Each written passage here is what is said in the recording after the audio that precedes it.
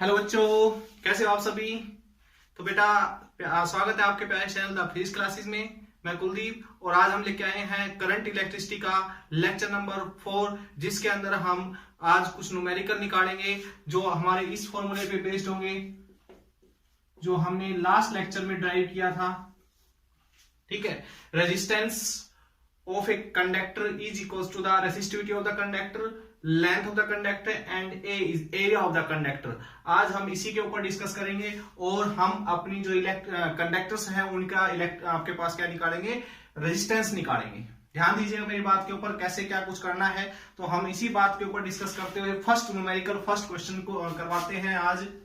Question number first, ध्यान दीजिएगा। क्या कहता है कि मान लीजिए कंडक्टर है जिसकी लेंथ L है, एक कंडक्टर है, स्टेटमेंट नहीं लिखवा रहा हूं मैं, उसको समझा ही देता हूं यहां पर आपको। एक कंडक्टर है जिसकी लेंथ L है और एरिया ऑफ क्रॉस सेक्शन उसका A है। ठीक है, अब कहता है इस कंडक्टर का जो रेजिस्टेंस है वो R है, रेसिस्टिविटी इस मटेरियल की रो है। ठीक है, टेम्परेचर कांस्टेंट है और प्रेशर भी यहां पर चेंज नहीं हो रहा। ये दो चीजें आपने क्या लेके चलनी है, सेम लेके चलनी है। इनिशियल और फाइनल कंडीशन के लिए हमेशा सेम लेके चलनी है, तभी रेसिस्टिविटी आपकी हमेशा कांस्टेंट रहेगी, वरना रेसिस्टिविटी चेंज हो जाएगी अगर टेम्परेचर चेंज हो गया तो आसपास का या कंडक्टर का। ठीक है, ये चीज आप लोगों ने ध्यान रखनी है। अब कहता है इस कंडक्टर को स्ट्रेच करके इसकी लेंथ को डबल कर दिया जाता है। तो ये कंडक्टर की जो लेंथ है वो डबल कर दी गई। तो लेंथ जब उसकी डबल कर दी गई, L से 2L कर दी गई है, तो बेटा सीधी सी बात है इसका एरिया ऑफ क्रॉस सेक्शन घट जाएगा और हमारा रेजिस्टेंस जो होता है वो लेंथ और एरिया के ऊपर डिपेंड करता है। तो इसका जो नया रेजिस्टेंस होगा वो R' होगा, रेसिस्टिविटी जो होगी उसकी वो रो ही रहेगी। मैंने कहा रेसिस्टिविटी चेंज नहीं करती, लेंथ और एरिया चेंज होने से क्या चीज चेंज होती है, सिर्फ रेजिस्टेंस चेंज होता है। रेसिस्टिविटी टेम्परेचर या प्रेशर चेंज करने से कंडक्टर का चेंज रेसिस्टिविटी चेंज होती है। तो रेसिस्टिविटी तो यहां पर कांस्टेंट ही रहेगी। देखिए बेटा, अब क्या करना है आप लोगों ने, इसकी लेंथ डबल हो गई लेकिन एरिया ऑफ क्रॉस सेक्शन पहले A था, अब A' हो गया। तो ये पूछेगा कि न्यू रेजिस्टेंस क्या होगा। देखिए फिलहाल इसका रेजिस्टेंस कितना है R, जिसको मैं लिख सकता हूं रो, लेंथ कितनी है L। इसमें करंट इस साइड फ्लो हो रहा है, एक बात याद रखना, करंट इस कंडक्टर के अंदर इस साइड फ्लो हो रहा है। तो यहां पर जो लेंथ ली जाती है, करंट जिस डायरेक्शन में फ्लो हो रहा है उसी डायरेक्शन की लेंथ ली जाती है, यानी कि parallel length of the conductor हमेशा करंट के पैरेलल वाली साइड ली जाती है। तो ये आपके पास हो गया L। ठीक है, एक चीज क्लियर। एरिया कौन सा लिया जाता है, जो करंट के परपेंडिकुलर हो, क्रॉस सेक्शन ऑफ एरिया जो है यहां पर परपेंडिकुलर है करंट के, तो ये ले लिया। तो ये तो हमारा है पुराने वाला रेजिस्टेंस। अब हमने R' की वैल्यू निकालनी है बेटा। तो R' की वैल्यू यहां से क्या आएगी, तो R' की वैल्यू मैं यहां पर लिख देता हूं। तो R' की वैल्यू आएगी रो, लेंथ, करंट अब भी साइड ही फ्लो हो रहा है, लेंथ आपके पास 2L, okay, area of cross section A', but A' हमें पता नहीं कितना हो गया। A' की वैल्यू अगर पता लग जाए तो इसमें रख सकते हो। देखिए बेटा, आप लोगों ने 10th क्लास में पढ़ा है कि जब भी हम किसी भी बॉडी को एक शेप से दूसरी शेप में कन्वर्ट करते हैं, जैसे कि सिलिंड्रिकल शेप थी या हमने स्फीयर में कन्वर्ट कर दिया, तो एक चीज हमेशा कांस्टेंट रहती है, उसका वॉल्यूम। ठीक है, तो इस टाइम जो इसका वॉल्यूम है, इनिशियल वॉल्यूम और फाइनल वॉल्यूम हमेशा बेटा सेम रहते हैं, ये चीज याद रखना। तो वॉल्यूम निकाला कैसे जाता है, वॉल्यूम निकाला जाता है सिलेंडर का एरिया इंटू लेंथ। ठीक है, और इस टाइम क्या है, एरिया इंटू लेंथ। तो लेंथ से लेंथ कैंसिल, L से L कैंसिल, A' की वैल्यू क्या आ गई, पुराने वाले एरिया की हाफ, यानी कि जब भी लेंथ को डबल किया जाएगा तो एरिया क्या हो जाएगा, हाफ हो जाएगा। अब R' के अंदर रखिए रो 2L अपॉन में A/2, 2 ऊपर चला जाएगा तो R' ऊपर 2 ऊपर जाएगा 4 हो जाएगा, रो L/A। रो L/A किसकी वैल्यू है, पुराने वाले R की। तो नया रेजिस्टेंस पुराने वाले रेजिस्टेंस का 4 गुना ज्यादा हो जाएगा जब उसकी लेंथ को डबल कर दिया जाएगा, एरिया को हाफ कर दिया जाएगा। तब नया वाला रेजिस्टेंस पुराने वाले रेजिस्टेंस का क्या हो जाएगा, 4 टाइम ज्यादा हो जाएगा। ठीक है, तो बेटा ये आई थिंक आपको ये न्यूमेरिकल समझ में आ गया होगा। इजी सा न्यूमेरिकल भी है, हम और भी टफ न्यूमेरिकल के ऊपर चलेंगे आज। इसके आगे देखिएगा ध्यान, सेकंड न्यूमेरिकल।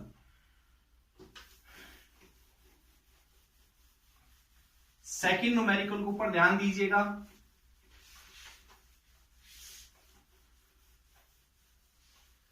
सेकंड न्यूमेरिकल की बात करते हैं, एक बार मैं देख लेता हूं।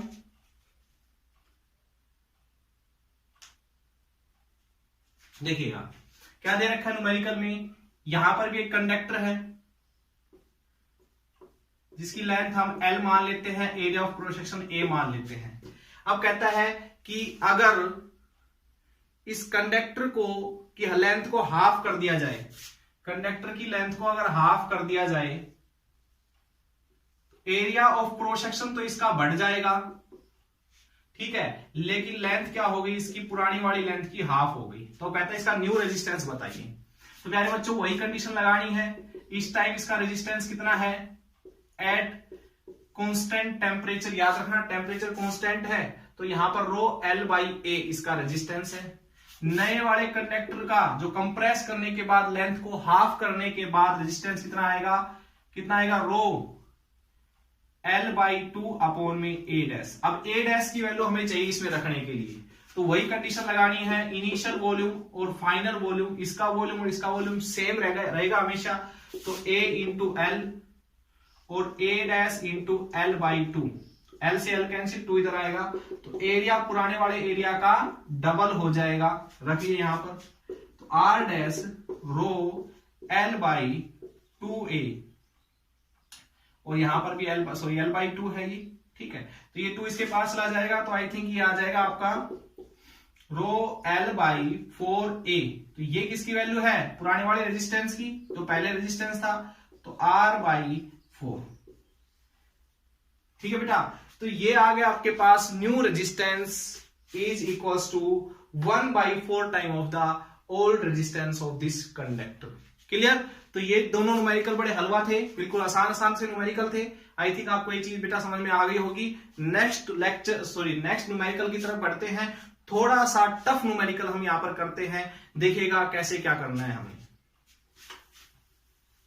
थोड़ा सा टफ, इससे थोड़ा सा टफ न्यूमेरिकल हम करते हैं। थर्ड न्यूमेरिकल देखिएगा,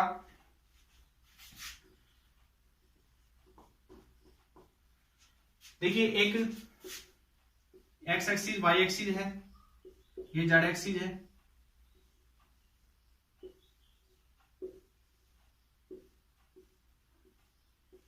ये एक आपके पास कंडक्टर है क्यूबिकल शेप का, या फिर क्यूबिकल शेप का नाम मानो तो इसको आप कहते हो क्यूबॉइड शेप का है। इसकी लेंथ A है, ब्रेड्थ B है, हाइट इसकी C है। ठीक है, इसके इस फेस से करंट इसके अंदर एंटर कर रहा है, इस फेस से बाहर निकल रहा है, इस फेस से एंटर कर रहा है, इस फेस से बाहर निकल रहा है। ये 4 फेस की बात कर लेते हैं पहले हम। तो करंट इसमें I और इसमें से I निकल रहा है। ठीक है, तो मैं कहूं कि इस वाले फेस में बताइए, इन दोनों फेस में आमने सामने के जो फेस है इनका रेजिस्टेंस कितना होगा। तो रेजिस्टेंस निकालने का फॉर्मूला बेटा रो रेसिस्टिविटी। ठीक है, रेसिस्टिविटी, लेंथ कौन सी लेके चलनी है बेटा, लेंथ आप लोगों ने कौन सी लेके चलनी है, जिधर करंट जा रहा है उधर की लेंथ आपने लेके चलनी है। करंट के पैरेलल कौन सी है, इसकी लेंथ A, तो A लिखोगे यहां पर अपॉन में एरिया किसका लेना है, जिधर करंट एंटर कर रहा है उसके परपेंडिकुलर कौन सा एरिया है, तो परपेंडिकुलर है ये वाला एरिया। तो ये यहां पर क्या आएगी, ब्रेड्थ इंटू हाइट, यानी कि लेंथ इंटू ब्रेड्थ का फॉर्मूला होता है ना किसी भी स्क्वायर का या ट्रायंगल का एरिया निकालते हैं। तो ये कितना है B और ये कितना है C, तो B इंटू C, तो ये आ जाएगा आपका रेजिस्टेंस। ऐसे ही मान लीजिए बेटा अगर इस वाले फेस से करंट एंटर कर रहा है, इस वाले फेस से नीचे की तरफ जा रहा है, तो इनका निकालेंगे तो इसका रेजिस्टेंस कितना आएगा, फर्स्ट फेस का निकाल लिया, सेकंड फेस का निकालते हैं रेजिस्टेंस। देखिएगा इसके रो रेसिस्टिविटी तो कांस्टेंट रहेगी, करंट इधर से एंटर कर रहा है, इधर निकल रहा है, तो इसके पैरेलल कौन है C। ओके, जिस फेस से एंटर कर रहा है उस फेस का एरिया परपेंडिकुलर, इस करंट के परपेंडिकुलर कौन सा एरिया लेके चलोगे, लेंथ कितनी है A, ब्रेड्थ कितनी है B, तो ये आ जाएगा। तो ये आप ऐसे रेजिस्टेंस निकाल सकते हैं। देखिए धीरे धीरे हम एक ऐसे न्यूमेरिकल की तरफ बढ़ रहे हैं जो इससे थोड़ा सा टफ है, जो लगभग सीबीएसई में आ सकता है, जेई मेंस में, आईआईटी में और नीट में भी आ सकता है। तो हम उसी न्यूमेरिकल की तरफ बढ़ने की कोशिश कर रहे हैं। बेटा यहां से जो चीज समझाना चाह रहा था मैं, वो ये था कि जब हम रेजिस्टेंस निकालते हैं तो लेंथ कौन सी रखते हैं और एरिया कौन सा लेके चलते हैं। तो लेंथ हमेशा करंट के पैरेलल वाली जो साइड होती है वो लेके चलते हैं, और एरिया हमेशा जो परपेंडिकुलर होता है करंट की डायरेक्शन के वो लेके चलते हैं। ठीक है, तो ये चीज ध्यान रखना आप लोग। अब देखिएगा नेक्स्ट न्यूमेरिकल करते हैं।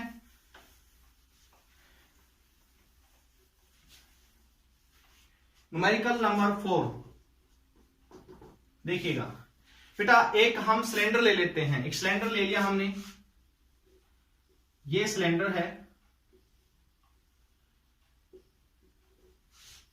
ठीक है। इस सिलेंडर के अंदर करंट इस डायरेक्शन में फ्लो कर रहा है। अब ये एक काम कर लेते हैं, सिलेंडर वाला तो आसान सा हो जाएगा, होलो सिलेंडर ले लेते हैं। देखिएगा ध्यान समझिएगा, एक होलो सिलेंडर ले लेते हैं हम। यहां से एक होलो सिलेंडर ले लेते हैं,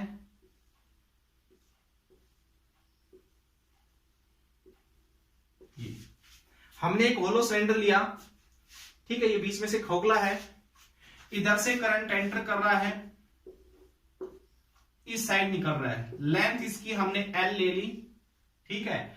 और इसकी जो रेडियस है, अंदर वाले हिस्से की जो रेडियस है वो R1 मान लेते हैं, और बाहर वाले की जो रेडियस है वो R2 मान लेते हैं, स्मॉल r2, ठीक है।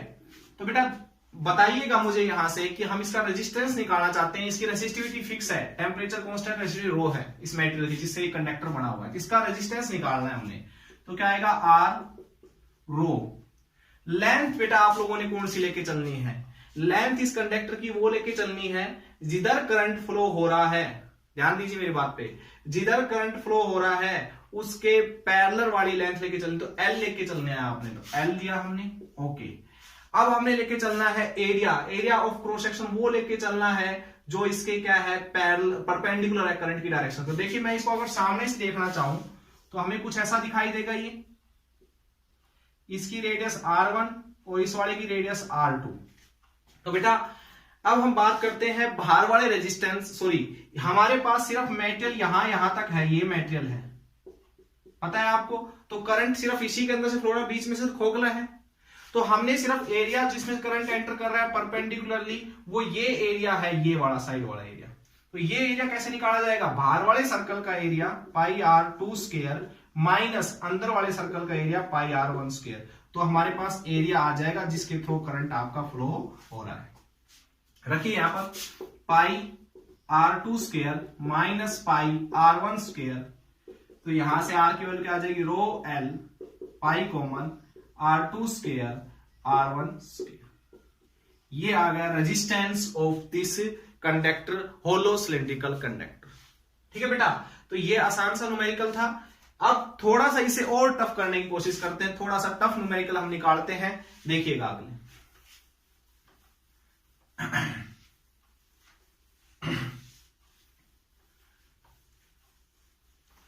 न्यूमेरिकल नंबर 5, क्वेश्चन नंबर 5 करते हैं हम। देखिए मान लीजिए एक आपके पास सिलेंडर है, होलो सिलेंडर ही ले लेते हैं हम, यहां पर भी होलो सिलेंडर यहां पर मैं ले लेता हूं।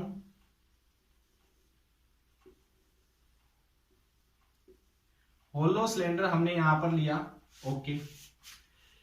अब की बात जो करंट इसके अंदर फ्लो कर रहा है वो इस डायरेक्शन में फ्लो कर रहा है करंट, यानी कि इधर से एंटर कर रहा है, इधर से मान लो एंटर कर रहा है,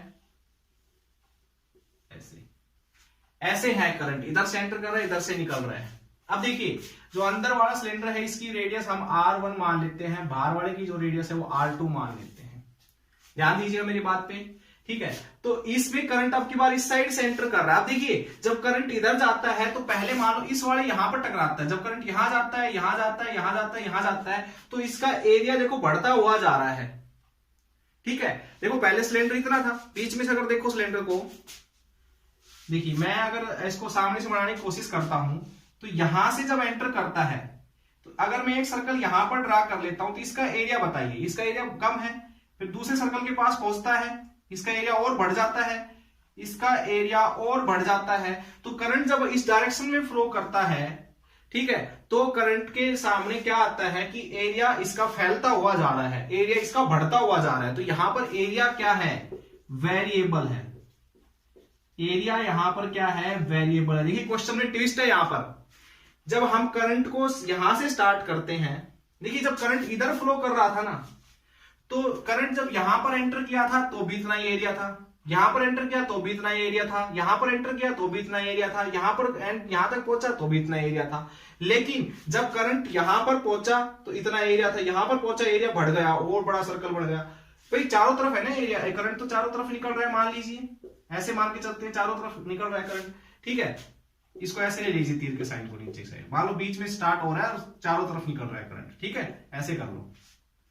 तो क्या हो रहा है, देखिए जब करंट इधर पहले वाले सर्कल के पास पहुंचता है इतना ही एरिया उसके सामने होता है, लेकिन जब वो दूसरे सर्कल के पास पहुंचता है तो एरिया और बढ़ जाता है, और बढ़ जाता है, बढ़ जाता है। तो यहां पर एरिया क्या है बेटा, वेरिएबल है। तो इस बात को ध्यान में रखते हुए आपके सामने एक चीज आ गई है कि एरिया वेरिएबल है, तो रेजिस्टेंस भी आपको निकालने में थोड़ी सी दिक्कत आएगी यहां पर। इसलिए मैं कह रहा हूं क्वेश्चन थोड़ा सा टफ है, ठीक है। तो एक काम करेंगे हम, अगर एरिया वेरिएबल है, जब भी कोई वेरिएबल चीज आती है तो हम जो भी हमारे पास शेप दे रखी है, जैसे यहाँ पर सिलेंड्रिकल होलो सिलेंड्रिकल शेप दे रखी है, तो बेटा हम यहां पर क्या करते हैं, एक एलिमेंट्री पार्टिकल इसका मान के चलते हैं। तो इसका एलिमेंट्री पार्टिकल मान लेते हैं, यहां पर एक छोटा सा एक सिलेंडर और ले लेते हैं, छोटा सा एक सिलेंडर यहां पर ले लेते हैं। या मैं सामने से कहूं तो मैंने ये आपके पास एक होलो सिलेंडर था, इसमें यहां पर एक छोटा सा सिलेंडर हमने काट लिया, सामने से देखिए इसको, एक छोटा सा सिलेंडर हमने यहां पर एक काट लिया, ठीक है। अगर मैं इसको ऐसे बाहर की साइड बनाना चाहूं तो ये हमने एक सिलेंडर यहां से काट लिया, elemental part of the cylinder ये ले लिया हमने, छोटा सा सिलेंडर हमने यहां पर ले लिया, ठीक है। अब इसमें से कितना इसका कितना रेजिस्टेंस है ये निकाल लेते हैं, इसका रेजिस्टेंस निकाल लेते हैं, ठीक है। फिर पूरे का निकाल लेंगे, इंटीग्रेशन कर देंगे, पता है ना आपको, छोटे से पार्ट का हम निकालेंगे और क्या करेंगे। अब देखिए ये जो इसकी विड्थ है ना, विड्थ मोटाई इसकी सिलेंडर की जो हमने यहां पर काटा है एक एलिमेंट्री पार्टिकल इसका, ये इसकी जो विड्थ है वो हम डी आर मान लेते हैं, और इसकी सेंटर से जो रेडियस है वो स्मॉल आर मान लेते हैं। तो ये चीजें हम मानकर चल रहे हैं, और हमने निकालना क्या है, इसका डी रेजिस्टेंस निकालना। तो ये जो एलिमेंट्री पार्टिकल पार्ट हमने माना, इसका रेजिस्टेंस डी आर हमने मान ले लिया। डी आर का फॉर्मूला क्या होगा, रो, ठीक है। लेंथ कौन सी लेके चलोगे प्यारे बच्चों, ध्यान दीजिए। लेंथ आप लोगों ने कौन सी लेके चलनी है, लेंथ आप लोगों ने लेके चलनी है जिसमें से करंट, जिसके पैरेलल करंट जा रहा है। तो पैरेलल यानी कि विड्थ, इसकी जो विड्थ है ना, मोटाई, ये एलिमेंट्री पार्टिकल जिसमें से करंट निकल रहा है इस साइड निकल रहा है, तो यही लेके चलनी इसके पैरेलल वाली। तो डी आर लेके चलना है आपने, डी आर अपॉन में एरिया। एरिया कौन सा, एरिया आप लोगों ने लेके चलना है बेटा यहां पर कौन सा, जो यानी कि करंट जहां जा रहा है तो परपेंडिकुलर किसके ऊपर गिर रहा है, तो परपेंडिकुलर करंट किस पे गिर रहा है, इसके पूरे कर्व सरफेस के ऊपर। करंट इधर जा रहा है ना, देखो करंट इधर फ्लो कर रहा है ऐसे, तो करंट परपेंडिकुलर किसके ऊपर गिर रहा है, इसके कर्व सरफेस के ऊपर। तो कर्व सरफेस एरिया 2 पाई आर एल, इस सिलेंडर का curve surface area, curve surface area के तो परपेंडिकुलर निकल रहा है करंट, ये कर्व सरफेस एरिया, इसके परपेंडिकुलर इधर इधर इधर ऐसे, ठीक है, करंट ऐसे निकल रहा है। तो ये हमने ले लिया यहां से, ठीक है बेटा। तो अब हमने क्या करना है, ये एलिमेंट्री पार्टिकल के लिए स्मॉल, यहां पर एलिमेंट्री जो पार्टिकल लिया है, एलिमेंट्री पार्ट इसका लिया है सिलेंडर का, उसका रेजिस्टेंस निकल के आ गया, लेकिन हमें तो पूरे सिलेंडर का निकालना है। तो क्या करेंगे बेटा, इसके लिए इंटीग्रेशन, रो डी आर 2 पाई आर एल। देखिए एल क्या है, लेंथ ऑफ द कंडक्टर, ये एल, ठीक है, ये तो कांस्टेंट रहनी है, रो भी कांस्टेंट, 2 पाई भी कांस्टेंट। तो आर यहां पर वेरिएबल है, तो R1 से R2 यानी कि R1 रेडियस से R2 रेडियस के बीच में कितना रेजिस्टेंस है ये निकालना है हमने। तो डी आर का इंटीग्रेशन क्या हो जाएगा यहां पर R, okay, rho 2 pi L, sorry R1 से R2 डी आर अपॉन में R, d r upon r का इंटीग्रेशन log R होता है, क्या होता है, log R। ध्यान दीजिएगा मेरी बात पे, क्या होगा, रो 2 पाई एल क्या होगा, log R, ठीक है, R1 R2। यहां पर इंटीग्रेशन करके इसकी लिमिट पुट करेंगे, रो 2 पाई L log R2 minus log R1। तो इसको हम कैसे लिख सकते हैं, log A minus log B का फॉर्मूला log A अपॉन में B। तो ये आ गया आपके पास रेजिस्टेंस ऑफ होलो सिलेंडर जिसमें करंट इस डायरेक्शन में फ्लो कर रहा है। ओके बच्चों, तो आगे जो न्यूमेरिकल है इसी के, इसको आप समझिएगा और इसके ऊपर न्यूमेरिकल और भी करके देख सकते हो, अपनी तरफ से भी कोई सेफ बना के दे सकते हो। एक लास्ट न्यूमेरिकल नहीं, सॉरी इसके बाद हम एक न्यूमेरिकल और करवाएंगे, दो न्यूमेरिकल और करवाएंगे जो दोनों अलग टाइप के होंगे। एक तो इसी के तरीके का होगा, पहले वो करवा देते हैं हम, देखिएगा।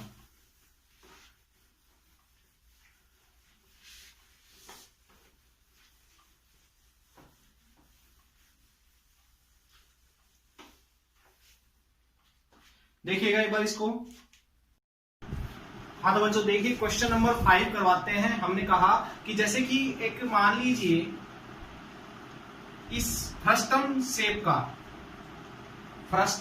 का एक आपके पास कंडक्टर दे रखा है, फ्रस्टम शेप का, जो अंदर से खोखला नहीं है। एक बात ध्यान रखना, इसमें करंट इस डायरेक्शन में फ्लो कर रहा है, करंट इसमें इस डायरेक्शन में फ्लो कर रहा है। इधर वाले फेस की जो रेडियस है वो A है, इधर वाले फेस की जो रेडियस है वो B है, ठीक है। अब इसमें से करंट जो है I फ्लो कर रहा है, तो कहता है इसका रेजिस्टेंस बताइए। देखिए, मैं अगर करंट की बात करता हूं तो करंट जब यहां से एंटर करता है, इस एरिया ऑफ क्रॉस सेक्शन से एंटर करता है, तो करंट क्या करता है, जब एंटर करता है तो उसके सामने ये एरिया ऑफ क्रॉस सेक्शन है, लेकिन जब यहां पहुंचता है तो एरिया ऑफ क्रॉस सेक्शन बढ़ जाता है, यहां पहुंचता है तो एरिया ऑफ क्रॉस सेक्शन और बढ़ जाता है, यहां पहुंचता है तो एरिया ऑफ क्रॉस सेक्शन और बढ़ जाता है, यहां पहुंचता है तो एरिया ऑफ क्रॉस सेक्शन और बढ़ जाता है। तो एरिया यहां से फिर से वेरिएबल है, एरिया यहां पर कैसा है, वेरिएबल है। रिपीट कर दिया मैंने इस चीज को फिर से, आई थिंक आपको ये चीज अच्छी तरह समझ में आएगी अब। और लेंथ इसकी हम L मान लेते हैं, L लेंथ है, एरिया यहाँ पर वेरिएबल है। तो फिर से क्या करेंगे, इसका एक एलिमेंट्री पार्टिकल मान के चलेंगे। तो फ्रस्टम का एक एलिमेंट्री पार्टिकल एक रिंग के रूप में ले सकते हो। जैसे कि मान लीजिए मैंने यहाँ पर एक छोटा सा एक ऐसे dx लेंथ का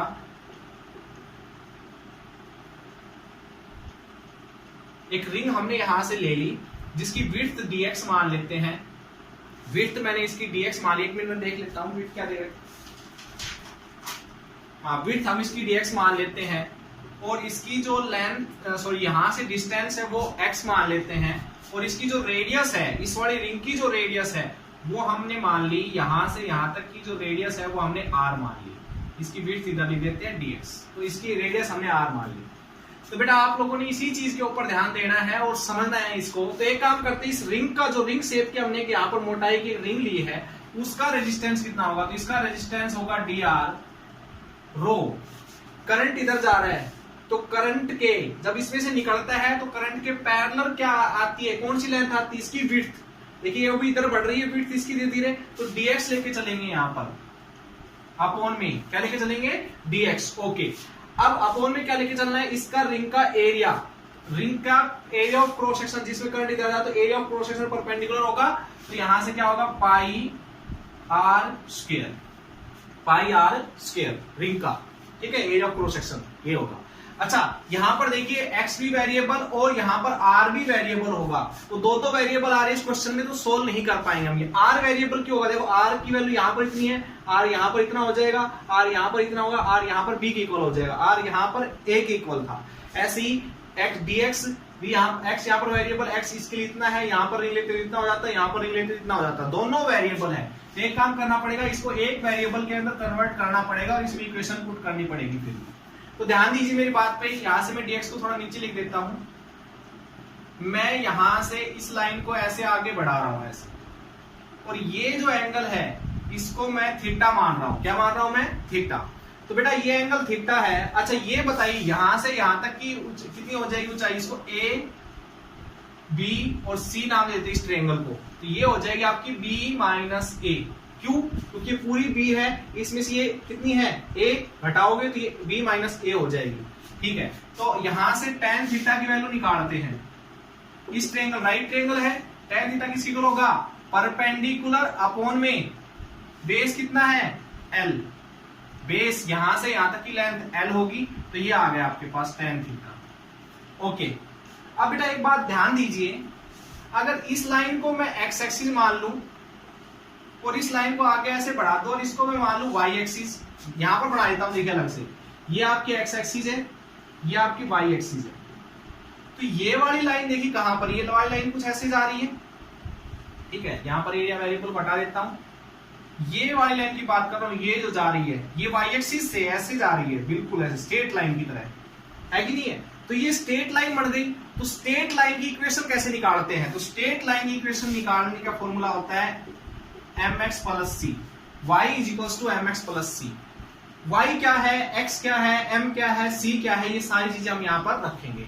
देखिए बेटा, अगर मैं बात करता हूं y की, ठीक है, तो y क्या है, जैसे कि मान लेते हैं यहां पर एक पॉइंट लेते हैं, यहां पर, यहां तक, यहां पर एक पॉइंट अपनी तरफ से इस लाइन के ऊपर एक पॉइंट मान लिया यहां पर, तो इस पॉइंट की y एक्सिस के पैरेलल कितनी दूरी है, y एक्सिस के r, तो y एक्सिस के लिए तो r हो गया ये पॉइंट। ओके, ठीक है, और x एक्सिस से कितनी दूरी इस पॉइंट की, यहां से, देखिए यहां से, तो ये तो था r आपका, और यहां से कितना था, x था, तो ये पॉइंट हो गया xr, क्या हो गया, xr, ठीक है। तो यहां पर y की जगह तो रख देंगे r, m क्या होता है, लाइन का स्लोप, और स्लोप होता है, कल भी मैंने बताया था लास्ट लेक्चर में, tan थीटा को हम स्लोप ही बोलते हैं। इस लाइन का जो स्लोप है वो है b माइनस a अपॉन में l x प्लस, x की जगह x ही रखेंगे, x ही माना था हमने। ओके, अब देखिए c क्या है, इंटरसेप्ट, x ये लाइन y एक्सिस को किस पॉइंट पे काटती है उसको बोलते हैं इंटरसेप्ट, ठीक है, तो ये पॉइंट कितना है, a, ठीक है, जहां पर काट रही है तो a, ये आ गया। अब क्या करते हैं, इस इक्वेशन का हम डिफरेंशिएशन कर देते हैं विद रिस्पेक्ट टू x, तो dr by dx b minus a by l, x का डिफरेंशिएशन 1, ओके, प्लस a का डिफरेंशिएशन कांस्टेंट है तो 0, तो यहां से ये आ गया। अच्छा, यहां पर आपके पास dr, l को इधर ले आएंगे, b minus a, okay, dx को इधर लेके चले जाएंगे, तो बेटा ये आ गई आपके पास dx की वैल्यू, जो dx की वैल्यू मैं रखूंगा यहां पर, तो फिर हमारा कन्वर्ट हो जाएगा एक वेरिएबल के अंदर, ध्यान दीजिए। तो इसको मैं साफ कर देता हूं, यहां पर देखिए, आप मेरी बात पे ध्यान दीजिएगा, तो यहां से आएगा dr रो पाई r स्क्वायर, dx की वैल्यू क्या है, l अपॉन में b माइनस a इंटू में dr, ये आ गया। ओके, अब इसका करना है बेटा आप लोगों ने इंटीग्रेशन, तो इंटीग्रेशन करेंगे dr, जो कांस्टेंट उसको पहले इंटीग्रेशन से बाहर रख लेता हूं मैं, देखिएगा बचा क्या इंटीग्रेशन के अंदर, dr अपॉन में r स्क्वायर, और r क्या है, रेडियस, तो रेडियस यहाँ की कितनी है a और वहां की कितनी है b, तो a से b इसका इंटीग्रेशन हम करेंगे, ठीक है। तो dr का इंटीग्रेशन कैपिटल R यानी कि resistance, complete resistance, net resistance यहां से आ जाएगा पाई b minus a, 1 upon r square का इंटीग्रेशन माइनस 1 अपॉन में r, a से b, तो ये आ गया बेटा। इसको उतारना चाहते हो उतार लो, साफ कर देता हूं मैं। ओके, ध्यान दीजिए, पोज करके उतार लिया करो आप लोग।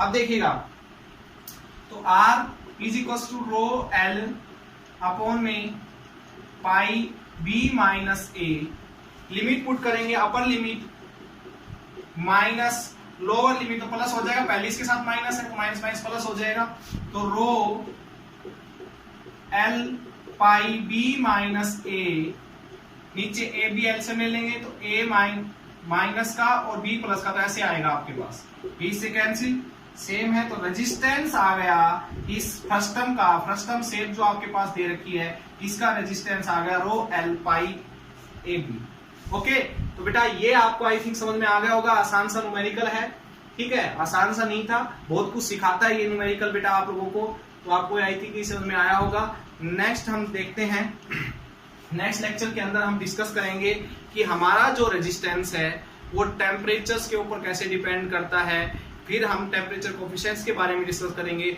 जब तक के लिए आप अच्छी तरह से पढ़िए और अच्छे न्यूमेरिकल निकालिएगा बेटा। Okay, all the best.